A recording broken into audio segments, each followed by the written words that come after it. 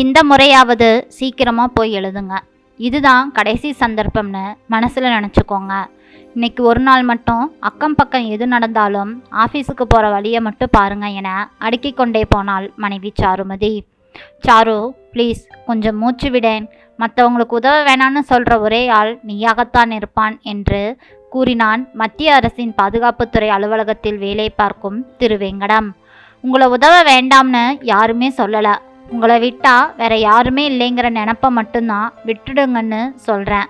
நம்ம சூழ்நிலையையும் பாருங்க, அதை அனுசரித்து நடந்துக்கோங்கன்னு தான் சொல்கிறேன்.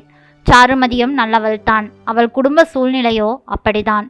திருவேங்கடம் என்ற திருவுக்கு வாழ்க்கைப்பட்ட 2ஆம் ஆண்டுதான் இந்த அரசு வேலை கிடைத்தது. 10 ஆண்டுகள் முழுமையாக ஆயிற்று. வாடகை வீடு, மாத கடைசியில் கடன் என்ற சூழ்நிலையில்தான் ஒரு பிரதிபயனுமின்றி பிறருக்கு உதவுவதையே உபத்தொழிலாக செய்து வந்தான் திரு. குடும்ப பட்ஜெட் போடும் மனைவிக்கு வரும் இயல்பான கோபம்தான் சாருமதிக்கும் வந்தது. இன்று பதவி உயர்வுக்காக தேர்வு எழுதவிருக்கிறான் திரு. போன முறை தேர்வு எழுத போனபோது அவசரமாக ஒரு அறுவை சிகிச்சைக்கு O+ ரத்தம் தேவைப்படுகிறது என கேள்விப்பட்டு விட்டான். உடனடியாக மருத்துவமனை சென்று இரத்தத்தை கொடுத்துவிட்டு தேர்வு ஹாலுக்கு போன பொழுது 1 மணி நேரம் தாமதமாகிவிட்டது. வெறும் 10 மதிப்பெண் குறைவில் பதவி உயர்வு பறிப்போய்விட்டது. அது மட்டும் கிடைத்திருந்தால் மாதம் 3000 ரூபாய் கூடுதலான வருமானம் வந்திருக்கும். அது மற்றவருக்கு உதவியதால் பறிப்போனதை எண்ணி விரக்தியும் வேதனையும் தான் மிஞ்சியது சாருமதிக்கு. பஸ் நிறுத்தத்துக்கு வந்தான் 5 நிமிட நடைபயணத்தில். இந்த முறை தேர்வு நன்றாக எழுத வேண்டும். பதவி உயர்வு கிடைத்தால் பல பிரச்சனைகளுக்கு முடிவு கட்டிவிடலாம் தான். 3வது படிக்கும் மதுமிதாவுக்கு அப்பாவுடன் பைக்கில் பள்ளிக்கு சென்று வர வேண்டும் என்ற கனவு. முதல் வகுப்பு படிக்கும் மதிவாணனுக்கு வீடியோ கேம் விளையாட ஆசை. பிள்ளைகளின் கனவுகளை கூட நிறைவேற்ற முடியாத அப்பாவாக இருப்பது கூட அவனுக்கு அதிகமாக வருத்தமில்லை. சாருமதியின் மாத கடைசி பற்றாக்குறை பிரச்சனைகளை ஒழிக்க முடியாதவனாக இருப்பது குறித்து தான் தீவிரமாக வருத்தப்பட்டான். ஏற்கனவே 2 முறை தேர்வு எழுதி தோற்றுவிட்டதால் அவனுக்கு மிகவும் பரிச்சயமாகிவிட்டது வாழ்க்கை. அதனால் இந்த முறை அதிக நம்பிக்கையோடு இருந்தான். அவன் நம்பிக்கையை உறுதிப்படுத்தும் வகையில் தேர்வுக்குழு தலைவராக உதவி பொது மேலாளர் மேகநாதனை நியமித்திருக்கின்றனர். அவனுடைய பிரிவு அதிகாரிதான் அவர். பஸ் நிறுத்தத்தில் கூட்டம் பிதுங்கி வழிந்து கொண்டிருந்தது. சிலர் இறங்க வேண்டிய நிர்பந்தத்தில் இருந்த சென்னை செல்லும் விரைவு பேருந்து ஒன்று வந்து நின்றது. ஓரிருவர் கீழே இறங்குவதற்குள் பலர் முண்டியடித்து மேலே ஏறவும் அதில் ஒருவனாக அந்த பஸ்ஸில் பயணித்தான் திரு. 10 நிமிட பயணத்தில் பஸ் திடீரென நிற்கவே பஸ்ஸில் சில சலசலப்பு. என்னாச்சு ஏதாச்சு என எல்லோரும் எட்டி பார்க்கவே முன்னே நின்று கொண்டிருந்த 2 பஸ்களுக்கு முன்னால் சாலையின் மறுபக்கத்தில் ஒரு சிறு கும்பல். பஸ்ஸிலிருந்து சிலர் இறங்கி ஓட அவனும் ஓடினான். இப்பதான் சார் பார்த்துக்கிட்டே இருக்கும்போதே மரத்தில் மோதிடுச்சு. சாண்ட்ரோ கார் இடதுபுறமாக சாலையிலிருந்து நழுவி மரத்தில் மோதி முன்பக்கம் மொத்தமாக நசுங்கி போயிருந்தது. எதிரே ஒரு மண்லாரி அந்த பஸ்ஸை ஓவர்டேக் செஞ்சான். அதனால் இவர் டக்குன்னு லெஃப்டில் திரும்பி இருப்பார் போல. சடார்னு மரத்தில் மோதிருச்சு. அனைவரும் சுற்றி நின்று வேடிக்கை பார்த்தனே தவிர உதவ வர தயாராக இல்லை. போய் குனிந்து பார்த்தான் திரு. டிரைவர் சீட்டில் இருந்தவர் ஸ்ட்ரிங்கோடு நசுங்கி போயிருந்தார். மண்டையில் ரத்தம் வழிந்து கொண்டிருந்தது. மோதிய வேகத்தில் அவர் இறந்து போயிருக்க வேண்டும். உள்ளே கையை விட்டு டிரைவர் சீட் அருகில் அமர்ந்திருந்தவனை தொட்டு பார்த்தான் திரு. இதய துடிப்பு இருந்தது. போக்குவரத்துக்கு இடையூறு இல்லாமல் கார் சாலையில் ஓரமாக போய் விபத்திற்குள்ளாகிவிட்டது. பிரச்சனை தன் வழியில் இல்லை என்றவுடன் நின்றிருந்த பஸ் எல்லாம் புறப்பட ஆயத்தமாகிவிட்டது. சுற்றி நின்ற கூட்டமெல்லாம் நிமிஷத்தில் காணாமல் போய்விட்டது. அவனுடன் பஸ்ஸில் வந்த சிலர், சார் பஸ் கிளம்பிருச்சு, வாங்க வாங்க என அழைத்தபடியே ஓடிப்போயினர். உயிருக்கு போராடி கொண்டிருக்கும் சக மனிதனை தவிக்கவிட்டு செல்கிறோமே என்ற உறுத்தல் சிறிதுமின்றி அனைவரும் ஓடிப்போகவே அந்த இடம் வெறிச்சோடி போனது. சாலையோரம் நின்றிருந்த சிலரை பார்த்து, சார் கொஞ்சம் வாங்க ப்ளீஸ் என்றான் திரு. உதவி பண்ணுறதை பற்றி எனக்கு பெருசாக இல்லை சார். பின்னாடி கோர்ட்டு கேஸுன்னு அலைய முடியாது, அதுதான் தயக்கமாக இருக்கே என்றபடி இருவர் வர மூவருமை சேர்ந்து கதவை இழுக்க ஆட்டம் கண்டது. சென்னையை நோக்கி செல்லும் வாகனங்களை நிற்கும்படி செய்கை செய்தான். பொருட்படுத்தாமல் போன வண்டிகளோ ஏராளம். சில வண்டிகள் விஷயம் கேள்விப்பட்டு பதிலே சொல்லாமல் போகன. டிராவல்ஸ் கார் ஒன்று நிற்க டிரைவரிடம் விஷயத்தை விளக்கினான். அவர் மனம் இருங்க அடுத்த 20 நிமிட பயணத்தில் ஆஸ்பத்திரியை அடைந்தனர். டாக்டரிடம் விஷயத்தை திரு சொல்லவே அவர் அவனை யாரென்று விசாரித்தார். உடனே இவன் தன்னுடைய ஐடி கார்டை காமித்தவுடன் விரைந்து செயல்பட்டார் டாக்டர். அதற்குள் நர்ஸ் ஓடி வந்து, ஆக்சிடென்ட் கேஸ் கூட யார் வந்தது என கேட்க, நான் தான் சிஸ்டர், என்ன விஷயம் என்றான். அவருக்கு உடனே ரத்தம் ஏற்றணும், ஓ பாசிட்டிவ் ரத்தமுள்ள யாரையாவது கூப்பிட்டுட்டு வாங்க. சிஸ்டர், என்னோடதும் ஓ பாசிட்டிவ் தான், எடுத்துக்கோங்க என்றான். இன்னும் ஒருத்தர் வேணும், கொஞ்சம் ஃபோனை கொடுங்க சார் ப்ளீஸ் என்றவன் ஆஃபீஸில் ஓ பாசிட்டிவ் உள்ள பாஸ்கரை அழைத்தான். திரு, உனக்கு இன்னைக்கு தேர்வு ஆச்சே, போகலையா நீ?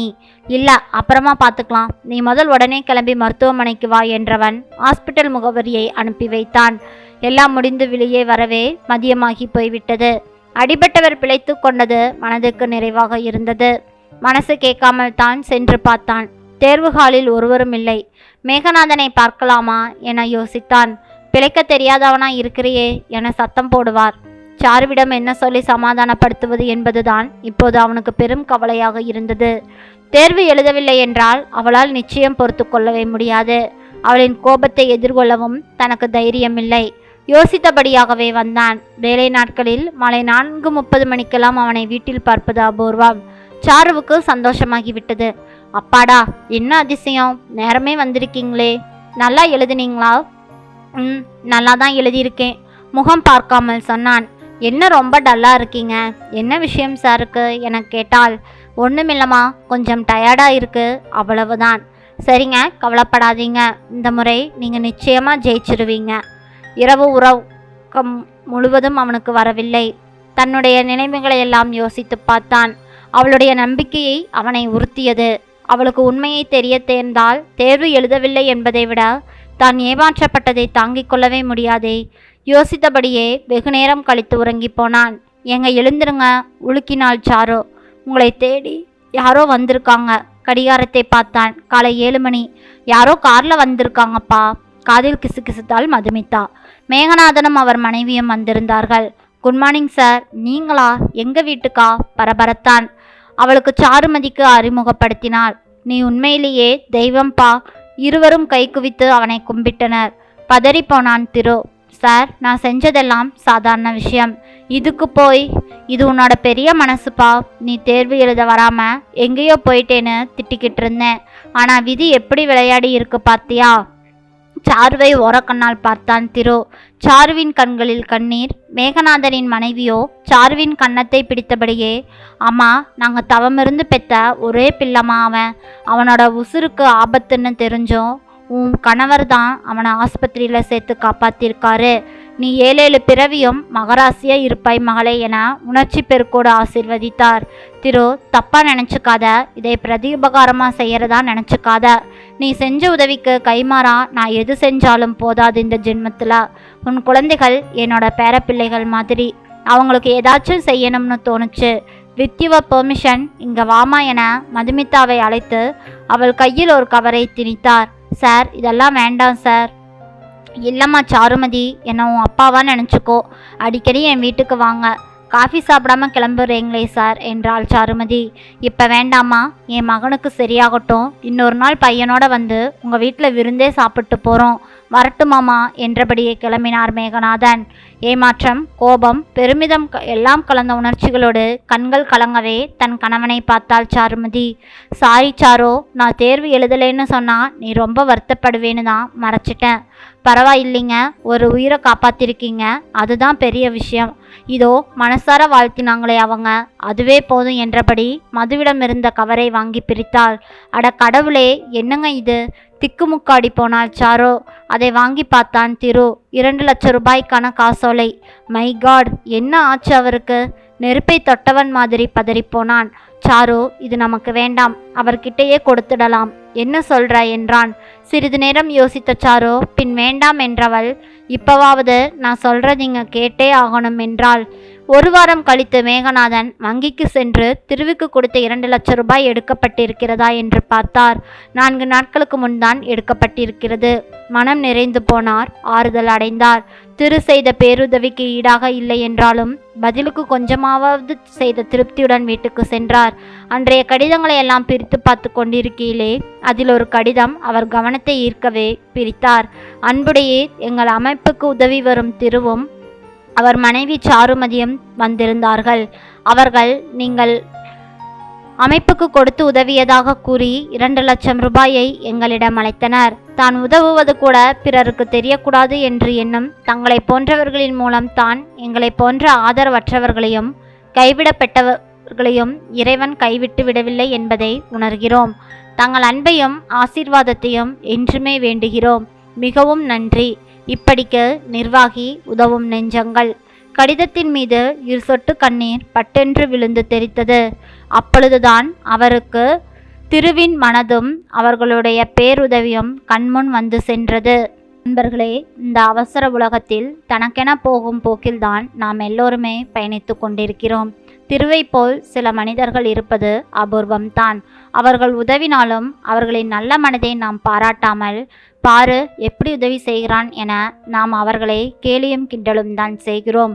முடிந்த அளவு அதை தவிர்த்துவிட்டு நம்மால் இயன்ற உதவிகளை உதவினால் அவர்களும் சந்தோஷப்படுவார்களே. நன்றி. இந்த கதை உங்களுக்கு பிடிச்சிருந்ததுன்னா மறக்காமல் லைக் பண்ணுங்கள். நம்ம சேனலை சப்ஸ்கிரைப் பண்ணி உங்களோட ஆதரவு கொடுங்க. மீண்டும் நாளை வேறொரு கதையில் சந்திக்கலாம். நன்றி நண்பர்களே.